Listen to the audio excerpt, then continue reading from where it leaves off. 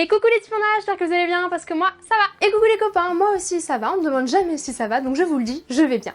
Alors aujourd'hui je vais vous parler de pandas. Et bah enfin, tu parles de nous. Oui. Enfin c'est bien ma chaîne, j'ai le droit de faire ce que je veux, non? Oui enfin, pandinette, panda, tu aurais dû parler de panda depuis le début en fait.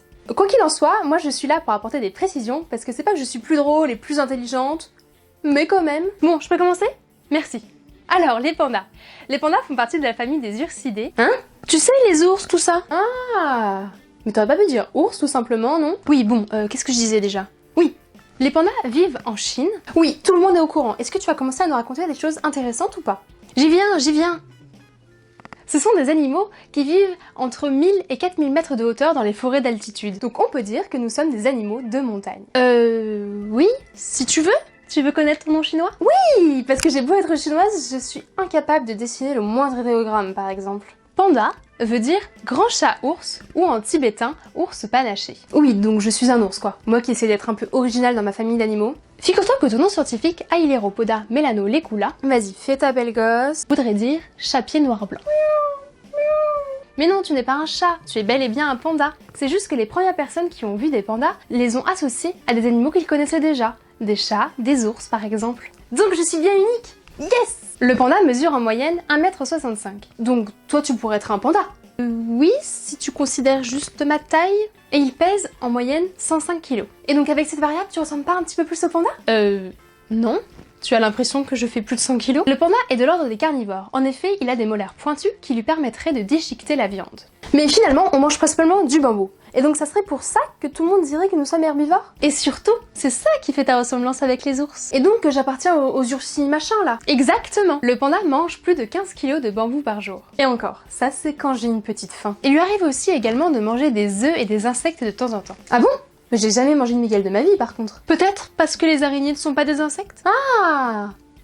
Peut-être. Le panda géant a 6 doigts. C'est une caractéristique qu'il partage avec le panda roux. Cela lui permet de se déplacer ou bien d'attraper des tiges de bambou. Enfin, ça c'est quand on n'a pas la flemme. Et la légende raconte que c'est à l'époque de nos ancêtres, lorsque la nourriture commençait à se faire rare et que l'on a dû se rabattre sur le bambou. Enfin, je t'arrête tout de suite, c'est pas vraiment une légende, c'est ce qui s'est vraiment passé selon les scientifiques. Oui, enfin si tu parles du scientifique fou qui mélange nos excréments avec je ne sais pas quoi d'autre, je suis pas sûre que ce soit très fiable. Ils sont solitaires et ne s'en rendent compte qu'en période de reproduction. La femelle, quant à elle, n'est fécondable que 3 jours par an. Les pandas mâles se battent entre eux pour charmer la belle pandinette. Et cela les stimule. Pas de combat, pas de simulation, pas de simulation, pas de fécondation, pas de fécondation, pas de bébé, pas de bébé, pas de bébé, pas de panda. Comment ça, pas de panda? Et c'est ce qui se passe en captivité pour éviter l'extinction de l'espèce. Ce qui serait très très grave. Les centres d'élevage ont souvent recours à l'insémination artificielle. En ce qui concerne la gestation, elle dure en moyenne 4 mois et demi et le bébé panda naît à la belle période. C'est quand même plus sympa de naître au soleil. Enfin, ça fait que toutes les fêtes d'anniversaire sont au même moment, ce qui est un peu relou. Le petit panda ouvre les yeux à 15 jours, puis à 1 mois et demi, il est enfin sevré et à 1 an et demi, il est totalement autonome. Oui! Parce que nous aimons notre indépendance, nous. La vie en captivité leur permet de vivre entre 20 et 25 ans. Et une de mes grandes tantes, Jabja, a vécu jusqu'à 38 ans. C'est pas la classe, ça? Par contre, dans la nature, ce n'est pas très clair. La moyenne serait d'une 15aine d'années environ. C'est pour ça que tonton JJ, il est déjà mort.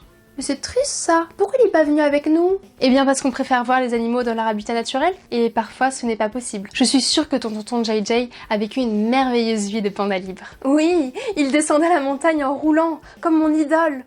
Pauvre. D'ailleurs, il y a plus de 2000 pandas géants à l'état naturel. Le panda est menacé d'extinction à cause de la déforestation du bambou au profit de l'agriculture. Leur espèce diminue également car ils font moins de bébés. Peut-être qu'on a juste la flemme aussi. Est-ce que vous vous rendez compte à quel point c'est fatigant de féconder, de porter un enfant, de le mettre à bas, de s'en occuper?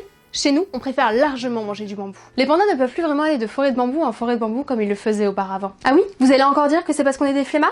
Ah non non, pour le coup, c'est bien les êtres humains qui s'installent un peu partout dans les vallées, les villes et les villages s'agrandissent et coupent en plusieurs morceaux l'habitat des pandas. À cela s'ajoute le fait que l'on sait qu'il faut une dizaine d'années avant que le bambou soit mangeable. Associé au fait qu'on mange bien 15 kg de bambou par jour, un panda qui ne peut plus se déplacer vers une autre forêt de bambou se retrouve sans nourriture, ce qui provoque une mort si prématurée en milieu naturel. Donc c'est pour ça qu'il est important de donner à des associations qui protègent l'environnement et qui nous permettent d'habiter dans des réserves naturelles ou des milieux protégés. Si vous avez des questions, n'hésitez pas à me les mettre en commentaire, j'essaierai d'y répondre du mieux que je pourrai, ou sinon un expert passera peut-être par là. Enfin, Je suis déjà une experte. D'autres histoires de pandas, d'autres histoires de pandas. Bon bah la prochaine fois on verra peut-être les mythes sur les pandas ou tout ce qui concerne la culture populaire autour des pandas.